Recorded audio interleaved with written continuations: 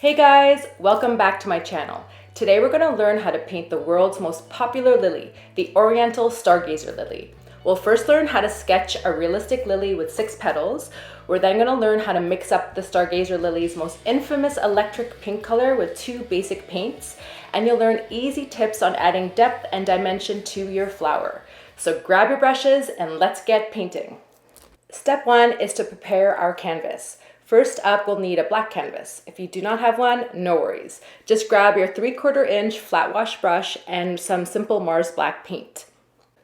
You're going to use nice, smooth, vertical up and down strokes to apply your paint to keep it streak free.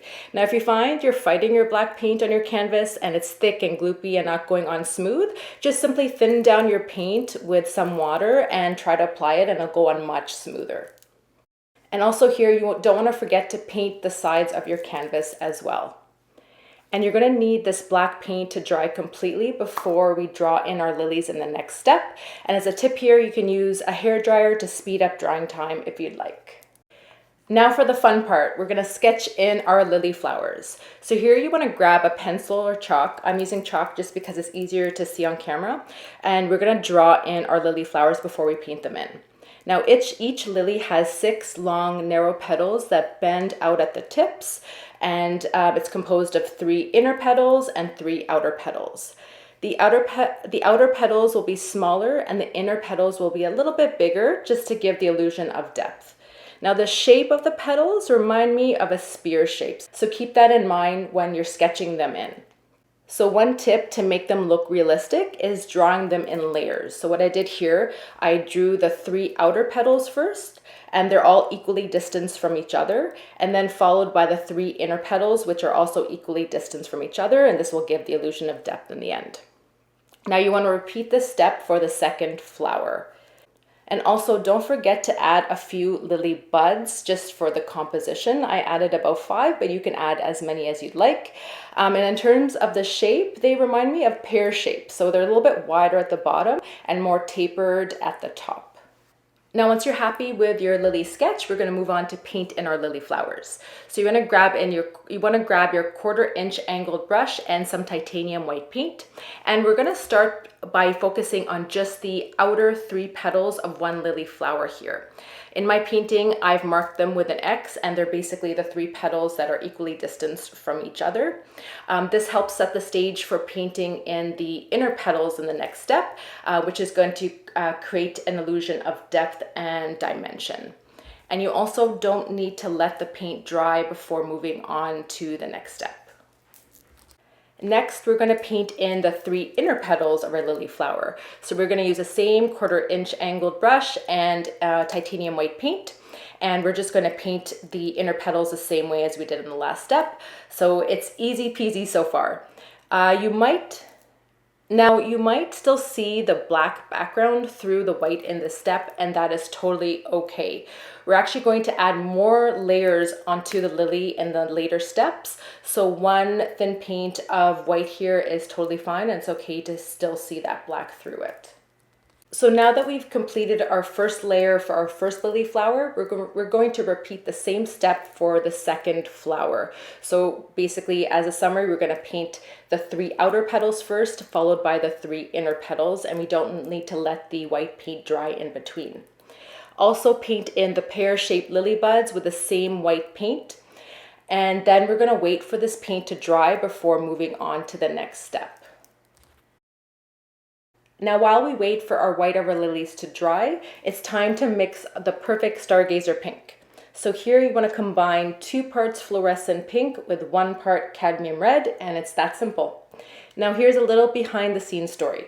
When I first started painting this lily, I struggled to get the right pink. I tried so many different combinations, and it just wasn't working. Then my daughter suggested adding a little bit more red. The red was actually missing from the pink mixture. So what I did was I mixed red into the fluorescent pink, and it turned out perfect. Sometimes simpler really is better. So once the white of the lily flowers is dry, we're going to fill in the lily flowers with the pink mixture we just created. Now we're going to use the same process that we did before. We're going to paint the outer petals first, followed by the inner petals. And we're going to grab our 1/4 inch angled brush And we want to make sure it's dry, not too much water on it and not too much water moisture on it. And we don't also want a lot of pink paint. We don't want it to go on gloopy. We want it to go on really smooth.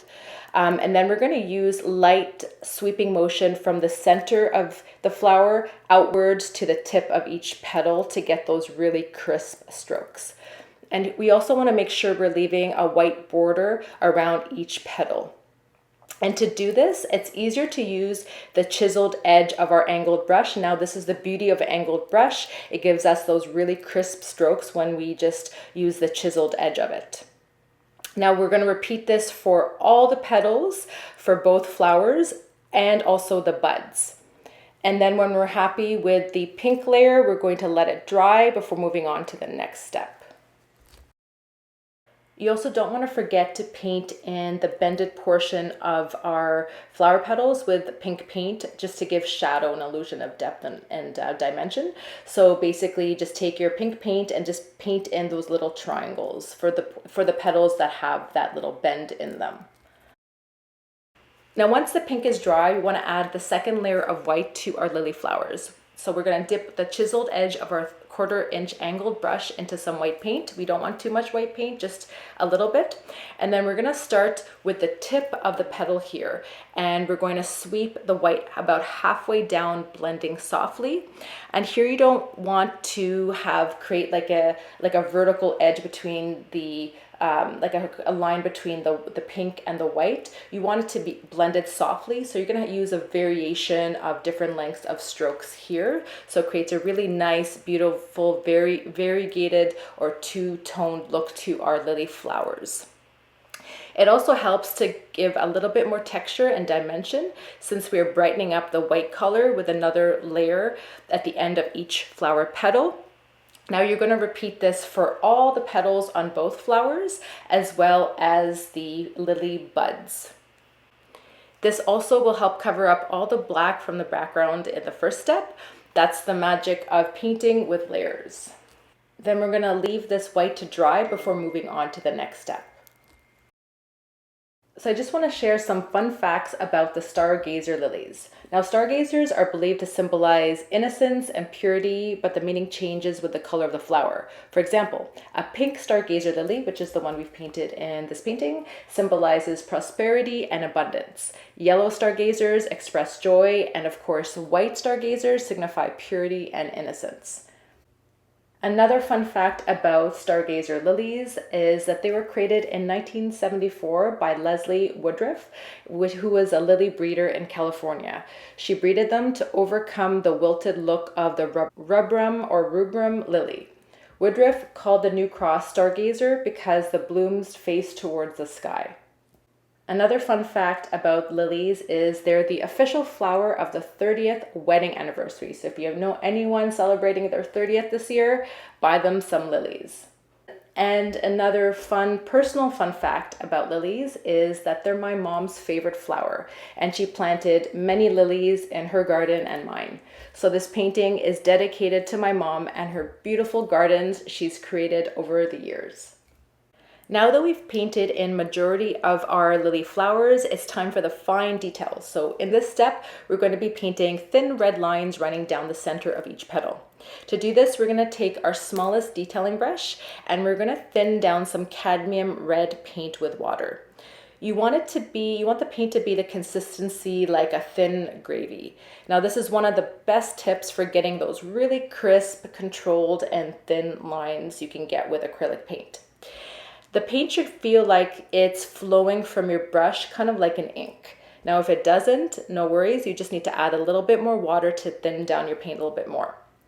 Now, once your red is thinned down nicely, paint a thin red line down each petal and bud in the center of each petal, starting at the center of the flower and working your way to the tip of the petal.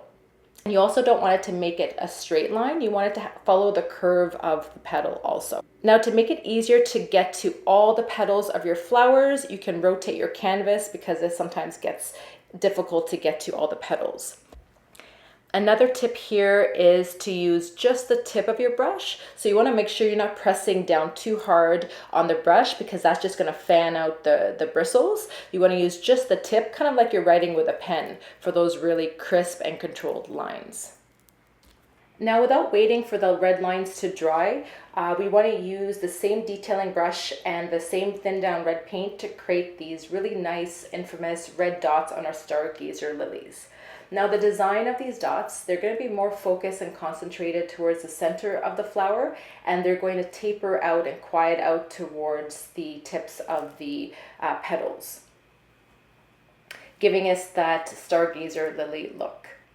Now, as mentioned before, we're going to pick up that thin down red paint on our detailing brush. Now, if your paint is too thick, you're going to notice that it's going to be much harder to make those dots, and they're going to look more like splotches. So if they do look like that, just thin down your red paint a little bit more, and you want it, again, just to feel like a pen, and you're just marking down those dots really lightly without pressing too hard on your paintbrush. So we want to make sure that these dots start in the center of the flower and they go about halfway up the petal. You're not going to paint them onto the white end portion of the petals, just in that pink portion. So we're going to do this on all of our petals of both flowers, along with the flower buds as well. And then when we're happy with this step, we're going to let this paint layer dry before moving on to the next step. So this is a really relaxing step, I find, because it's repeating the same pattern of dots. So sit back, relax, put on some music, and dot away. Now we're going to add a little bit of drama to bring our lilies to life with a simple highlight trick. To really witness the transformation, take a picture before doing the step and then take a picture after doing the step. You'll see a dramatic difference, and this shows how simple highlighting can transform a painting. So to do this step, we want to use white paint and our detailing brush, and we want to draw a thin border around the inner 3 petals. The border is fairly thin, as you don't want to cover up the pink portion of the petals. Adding this border makes the inner 3 petals actually look closer to the eye and regresses the outer 3 petals.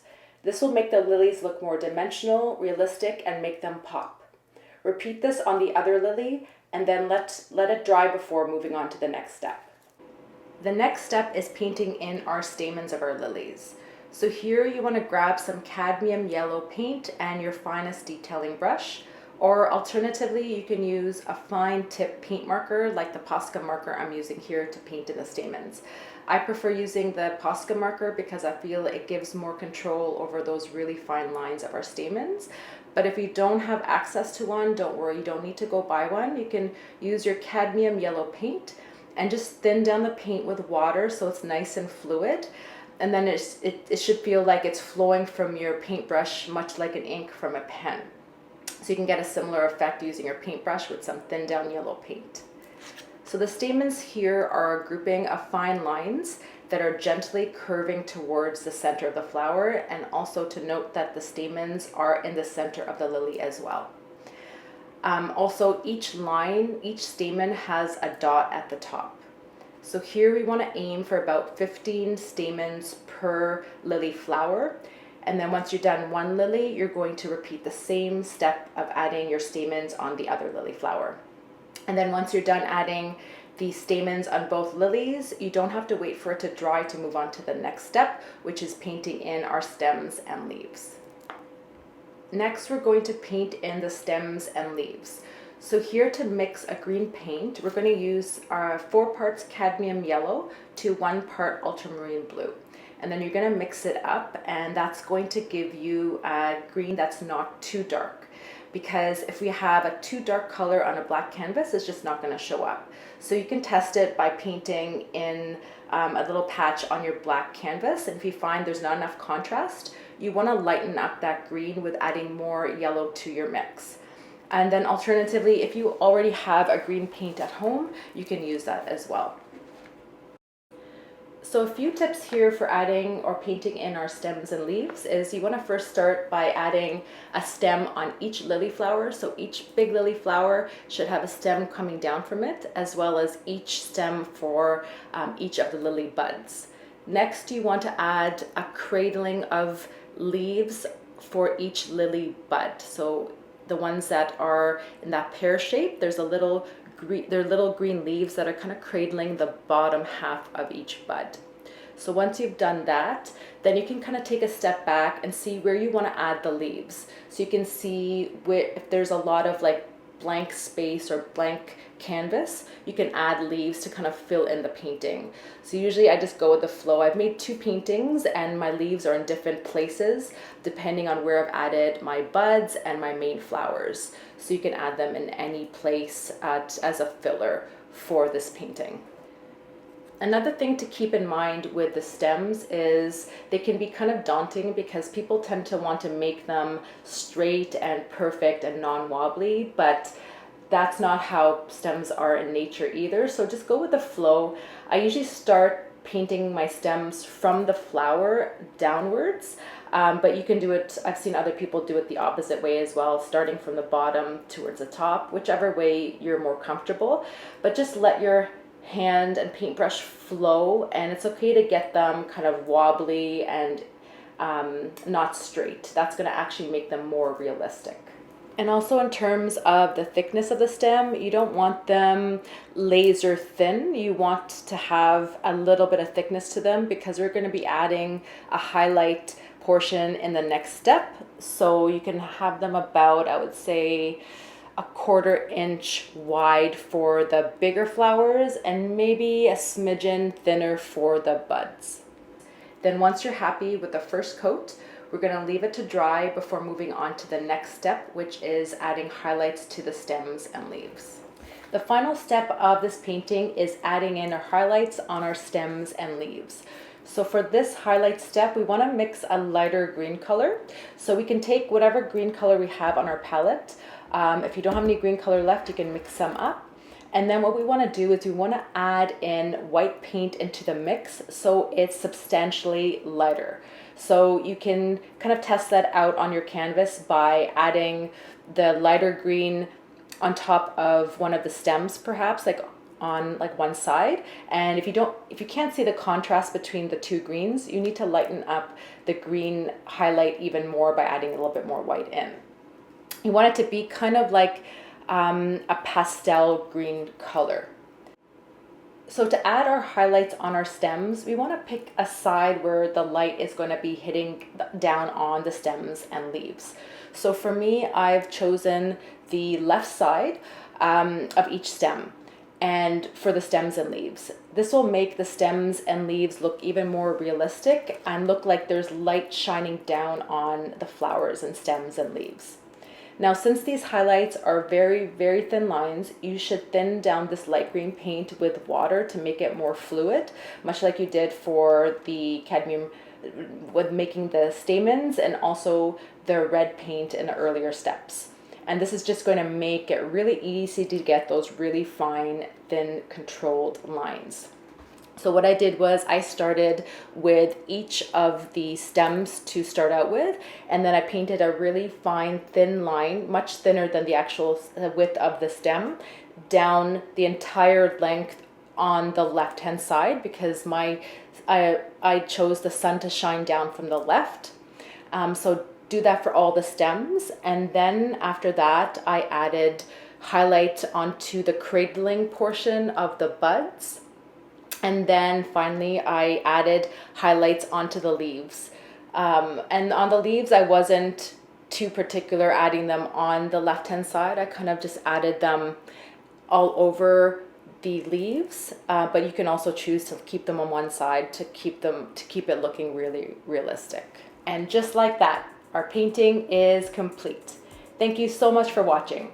If you've enjoyed this video, please give it a thumbs up. Leave a comment and subscribe to my channel for more doses of artsy fun.